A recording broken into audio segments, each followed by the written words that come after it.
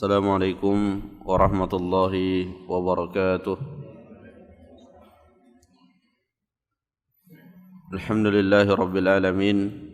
Wassalatu wassalamu ala asyrafil anbiya'i wal mursalin wa ala alihi wa ashabihi ajma'in. Asyhadu an la ilaha illallah wahdahu la syarika lah wa asyhadu anna Muhammadan abduhu wa rasuluh. Allahumma salli ala Muhammad wa ala alihi wa sahabatihi wa man sara ala nahjihi wa ihtada bihadihi wa istanna bisunnatihi ila yaumil qiyamah. Ya ayyuhalladzina amanu taqullaha haqqa tuqatih wa la tamutunna illa wa antum muslimun. Amma ba'd, masyaral muslimin, jamaah salat subuh rahimani wa rahimakumullah.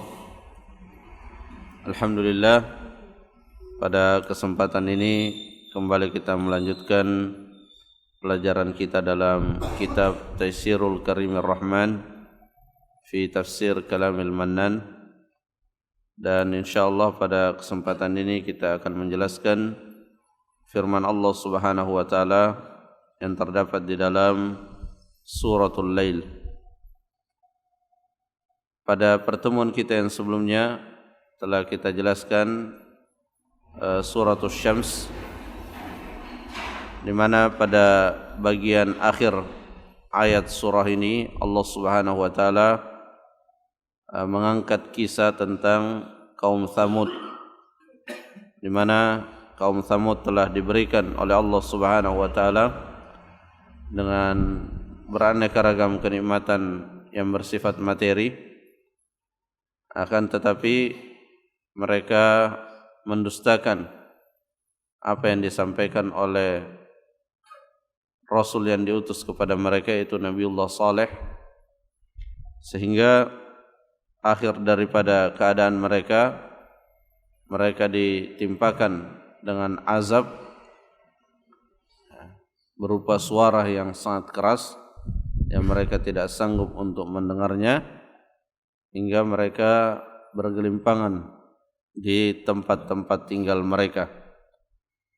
Dan Allah Subhanahu wa taala mengingatkan di akhir ayat di Suratul Syams bahwa ketika Allah Subhanahu wa taala menghukum suatu kaum, Allah Subhanahu wa taala tidak ada rasa khawatir terhadap akibat dari azab yang Allah berikan. Kemudian kita lanjutkan pada surah Al-Lail.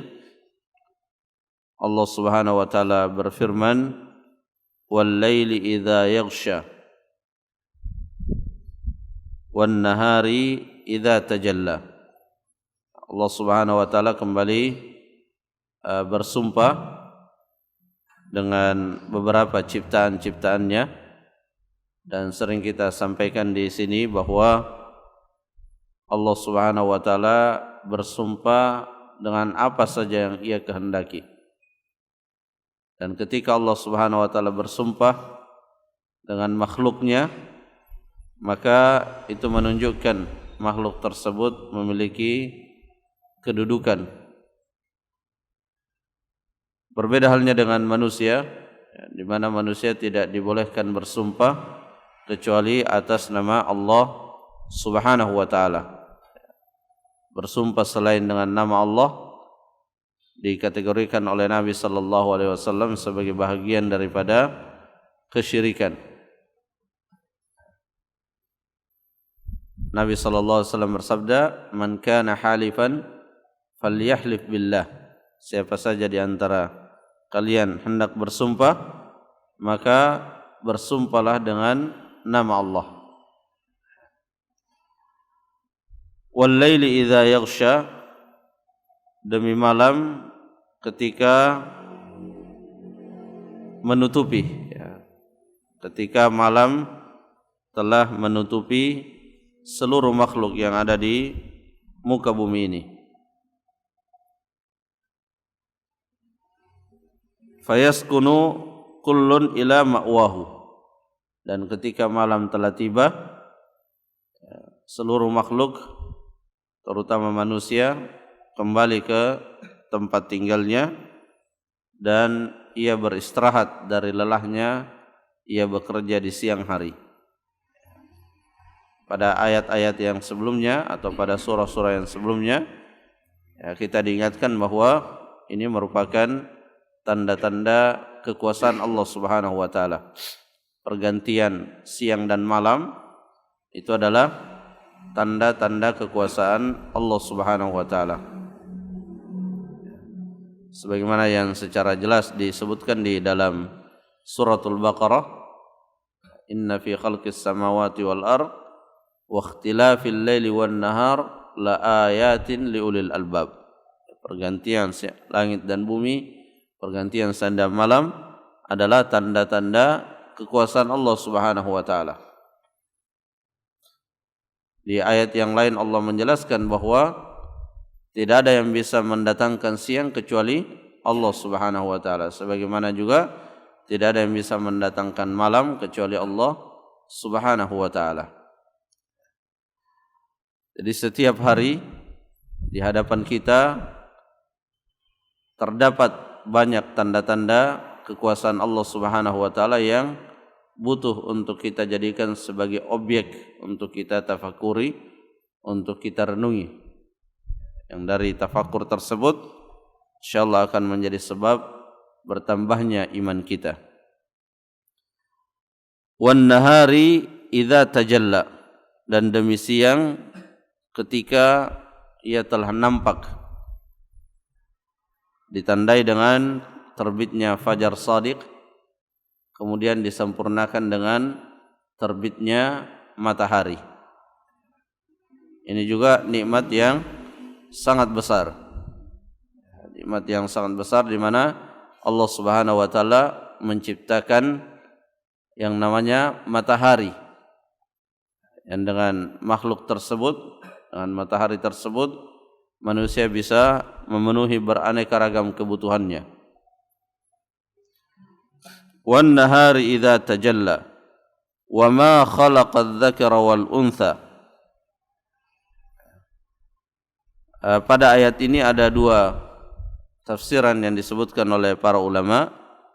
Ada yang menafsirkan wa ma khalaqa adz-dzakara wal untha, dan demi yang menciptakan adz-dzakar wal untha, laki-laki dan perempuan. Jadi di sini Allah Subhanahu wa taala bersumpah dengan dirinya. Ada juga yang menafsirkan wa ma khalaqa adz-dzakara wal untha, dan demi penciptaan laki-laki dan perempuan. Adz-dzakar wal untha, adz-dzakar wal untha, di antara ulama ada yang menafsirkannya Adam dan Hawa. Ada juga yang menafsirkannya adz-dzakar wal untha dari kalangan manusia, dan ada juga yang menafsirkan, dan ini yang lebih umum dan menyeluruh, adz-dzakar wal untha pada semua makhluk, pada manusia, pada hewan, pada jin, pada semua makhluk yang ada adz-dzakar wal untha. Dan disebutkannya adz-dzakar wal untha seperti juga ayat-ayat yang sebelumnya, ini juga merupakan tanda-tanda kekuasaan Allah Subhanahu wa taala. Karena dengan adanya adz-dzakar wal untha ini yang menjadi sebab berlanjutnya kehidupan di muka bumi ini. Dengan adanya adz-dzakar wal untha bisa berlangsung yang namanya keturunan. Dan ini disebutkan di dalam ayat yang lain, wa min ayatihi an khalaqalakum min anfusikum azwaja. Dan di antara tanda-tanda kekuasaan Allah Subhanahu wa taala di mana Allah menciptakan untuk manusia ini pasangannya. Liyaskuna ilaiha wa ja'ala bainakum mawaddatan wa rahmah. Agar satu dengan yang lainnya menjadi tenang hatinya dengan pasangannya tersebut, dan Allah menjadikan di antara keduanya kasih sayang, mawaddatan wa rahmah. Wa ma khalaqa adz-dzakara wal untha inna sa'yakum lasyatta. Inilah yang menjadi tujuan dari sumpah-sumpah yang sebelumnya.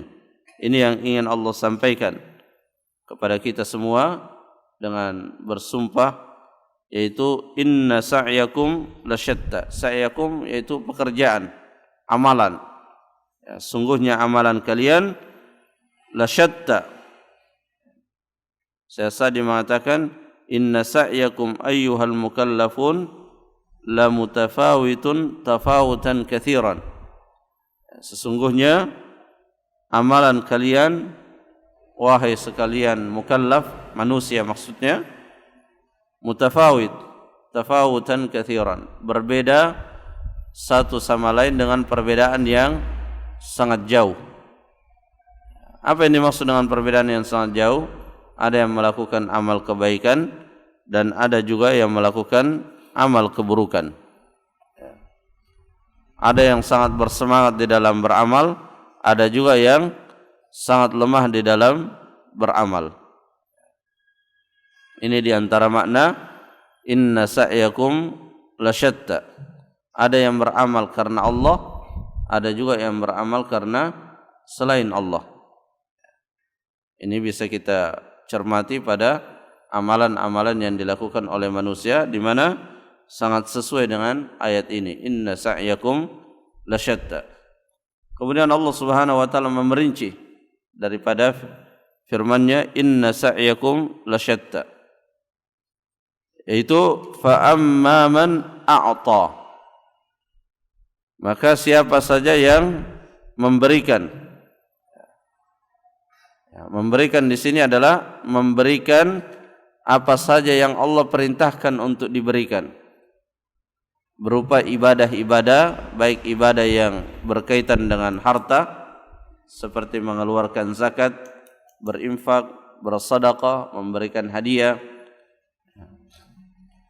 atau ibadah yang berupa menunaikan apa yang menjadi hukuman pada seseorang yang bersifat harta, seperti membayar kafarat ketika dia bersumpah kemudian melanggar sumpahnya, atau kewajiban-kewajiban yang lain seperti memberikan nafkah kepada keluarga. Ini semua masuk di dalam makna fa amma man a'ta. Jadi semua kebaikan yang Allah perintahkan masuk di dalam makna fa amma man a'ta.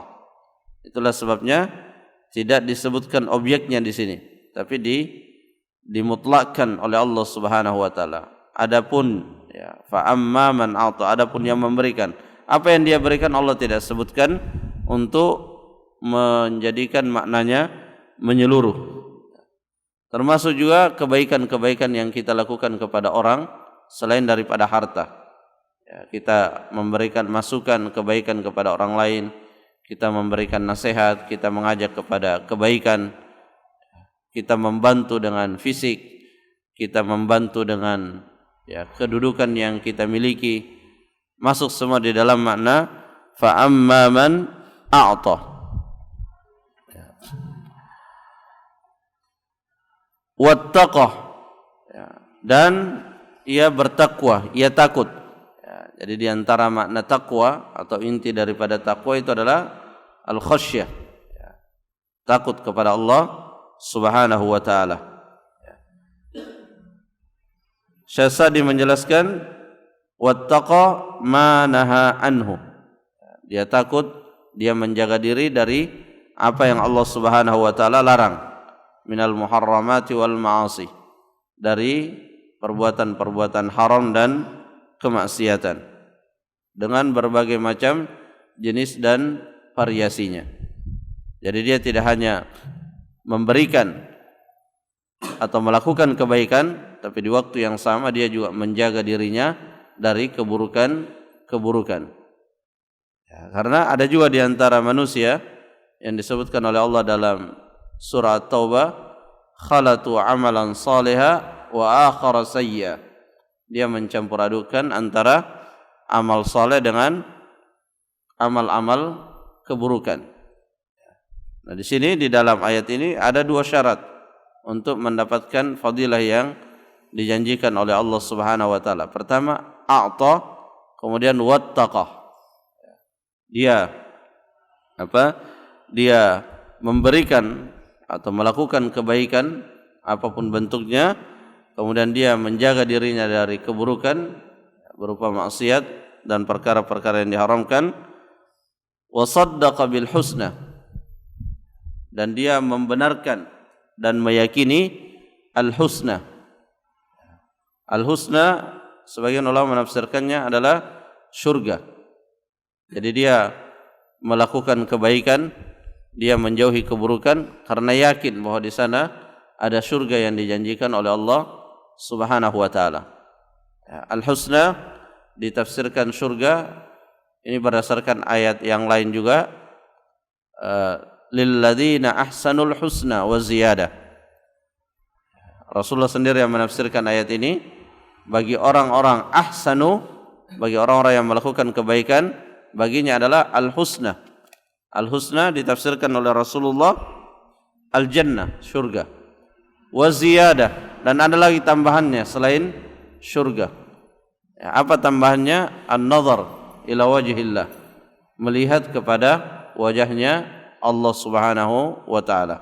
Sebagaimana dalam ayat lain juga disebutkan, wujuhun yawma idzin nadhirah ila rabbiha nadhirah.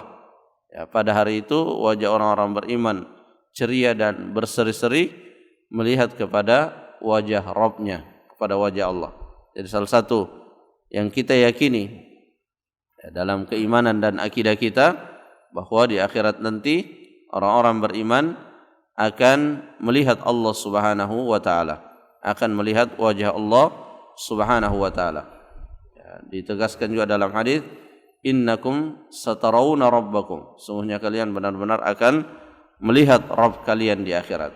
Sedangkan orang-orang kafir, mereka akan terhalang dari nikmat yang sangat besar tersebut. Sebagaimana disebutkan dalam ayat Al-Quran, kalla innahum ar-rabbihim yawma idzin lamahjubun. Mereka terhalang, terhijab dari melihat wajah Allah Subhanahu wa taala.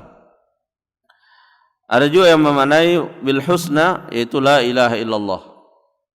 Kalimat tauhid la ilaha illallah. Ada juga memaknainya dengan Al-Quran dan sunnah Rasulullah.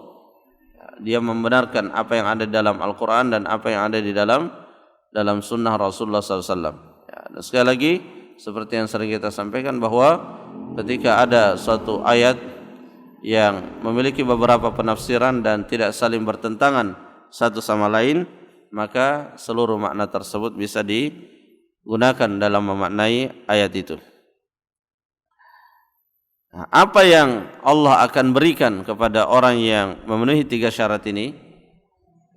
Dia melakukan kebaikan, dia menghindari keburukan, karena dia yakin akan balasan yang akan Allah berikan kepadanya. Jadi di dalamnya tercakup keikhlasan kepada Allah, di dalamnya ada al-khauf, di dalamnya ada ar-raja. Fasanuyassiruhu lil yusra, nusahhil alaihi amrahu, kami akan mudahkan atasnya urusan-urusannya. Urusan yang dimaksud di sini mencakup semua urusan, baik itu urusan duniawi, demikian pula urusan-urusan ukhrawi kita. Allah akan mudahkan. Wa naj'aluhu muyassaran lahu kulla khair, kami akan jadikan mudah untuknya semua jenis kebaikan. Wa tarki kulli syarr, dan kami mudahkan untuknya untuk meninggalkan segala bentuk keburukan. Li'annahu ata bi asbabi at-taisir, karena dia telah melakukan sebab untuk mendapatkan kemudahan. Ini yang penting untuk kita jadikan sebagai pegangan dan selalu kita segarkan dalam hidup kita, bahwa yang menjadikan urusan kita mudah itu ketika melakukan perintah Allah menjauhi larangannya, dan yakin terhadap balasan yang Allah Subhanahu wa taala berikan. Fa amma man a'ta wattaqa wa saddaqa bil husna. Inilah sebab yang Allah tetapkan untuk kita mendapatkan kemudahan dalam arti yang sesungguhnya, bukan kemudahan yang sifatnya lahiriah saja. Karena ada juga yang lahiriahnya kelihatannya mudah, tapi hatinya susah. Ada yang seperti itu. Orang-orang kafir kalau kita lihat sangat mudah kehidupannya, semua tercukupi, bahkan melimpah, tapi belum jaminan bahwa dia merasakan kemudahan dalam hidupnya. Bahkan digambarkan oleh Allah Subhanahu wa taala di dalam Al-Qur'an, "Wa may yurid ay yudillahu yaj'al sadrahu dayyiqan haraja ka'annama yas'adu fis sama." Orang yang disesatkan oleh Allah Subhanahu wa taala, diinginkan kepadanya kesesatan oleh Allah, yaj'al sadrahu dayyiqan, Allah jadikan dadanya sempit seperti sempitnya orang yang naik ke atas langit, di mana semakin ke atas semakin sulit mendapatkan udara sehingga menjadi sangat sempit. Ya, jadi kehidupannya sempit, meskipun secara lahiriah boleh jadi berkecukupan, bahkan bergeliman dengan nikmat-nikmat duniawi. Tapi dalam Islam kebahagiaan, ketenangan itu di hati. Sehingga yang prioritas untuk kita penuhi itu adalah apa yang menjadi kebutuhan daripada hati kita. Dalam Al-Quran sering disebutkan itu. Ala bi dzikrillahi tatmainnul qulub. Walladzina amanu wa lam yalbisu imanahum bidzulmin ulaika lahumul amnu. Ya, keamanan, ketenangan itu ada dalam mengingat Allah, ada dalam mentauhidkan Allah Subhanahu wa taala. Ya. Jadi ini balasan yang Allah akan berikan. Fasanuyassiruhu lil yusra. Dan masuk di dalam fasanuyassiruhu lil yusra, dia dimudahkan di dalam melakukan kebaikan. Dari sinilah ya, para ulama menyimpulkan bahwa satu kebaikan jika dilakukan dengan ikhlas, jika dilakukan karena wasaddaqa bil husna, karena membenarkan apa yang Allah janjikan di balik kebaikan yang dia lakukan, maka ia akan mengundang datangnya kebaikan yang lain. Jadi misalnya dia salat subuh secara berjamaah dengan penuh keikhlasan, maka dengan asbab salat subuh berjamaah Allah akan mudahkan dia untuk melakukan kebaikan yang berikutnya. Demikian seterusnya. Dia akan berantai ketika amal kebaikan itu dilakukan dengan ikhlas, dengan penuh keyakinan akan adanya balasan yang Allah siapkan untuk kita. Wa amma man bakhila, dan orang-orang yang bakhil, bima amara bih. Bakhil pelit dalam arti yang luas, pelit dari mengerjakan apa yang Allah perintahkan, baik yang berkaitan dengan ibadah yang urusannya harta, ya, seperti berinfak, bersedekah, ataupun yang ibadah yang lainnya yang berkaitan secara fisik atau yang menggabungkan keduanya, fisik dan harta. Wastaghna, dan dia merasa sudah cukup, dia tidak butuh dengan balasan dari Allah Subhanahu wa taala. Dia tidak butuh kepada Allah Subhanahu wa taala. Ini juga yang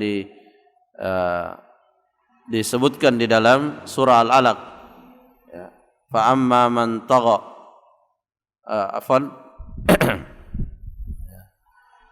amma man di dalam surah Al-Alaq Allah Subhanahu wa taala menyebutkan tentang orang-orang Quraisy, ya, yang menyiksa Rasulullah sallallahu alaihi wasallam, yang mengganggu Rasulullah sallallahu alaihi wasallam, di mana disebutkan ar-ra'ahu istaghna.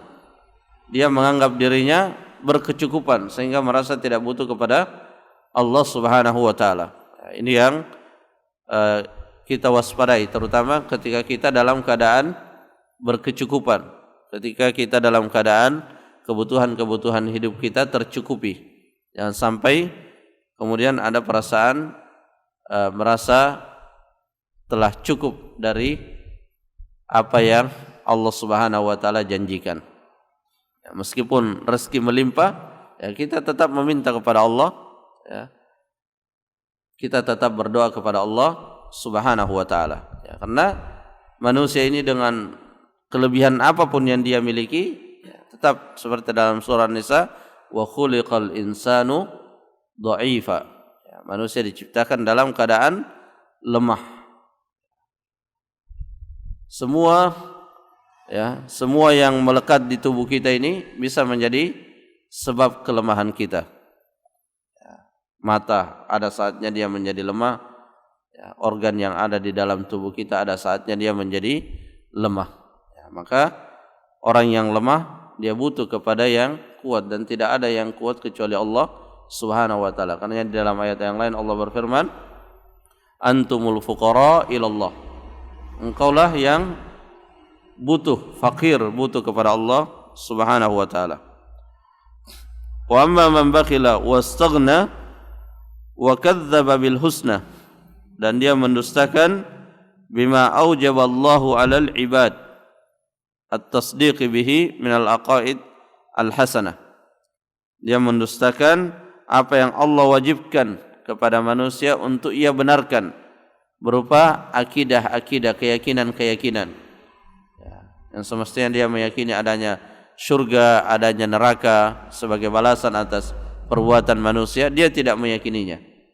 Maka Allah Subhanahu wa taala akan memberikan balasan, fasanuyassiruhu lil usra. Allah akan memudahkan baginya dengan keadaan yang sempit. Ini yang Allah maksudkan dengan inna sa'yakum lasyatta. Dan Allah Subhanahu wa taala sudah mengisyaratkan di awal, ya, di awal sumpahnya, di mana Allah bersumpah dengan sesuatu yang berlawanan, siang malam. Kemudian adz-dzakar wal untha. Dalam amalan manusia juga saling berlawanan. Ada yang melakukan kebaikan, menjauhi keburukan. Ada juga yang meninggalkan apa yang diperintahkan, bakhil, ya, tidak mengerjakan apa yang diperintahkan, dan merasa cukup dengan apa yang ia miliki sehingga ia tidak butuh kepada Allah Subhanahu wa taala. Fasanuyassiruhu lil halatil usra. Jadi dia akan dimasukkan dalam keadaan yang sulit. Wal khisal adz-dzamimah. Ya, termasuk di dalam makna al-usra, kesulitan itu adalah dia dimasukkan atau dijadikan memiliki sifat-sifat yang hina. Sifat-sifat yang hina. Bi an yakuna muyassaran lisyarri aina makan. Dia akan dimudahkan di dalam melakukan keburukan di mana saja ia berada.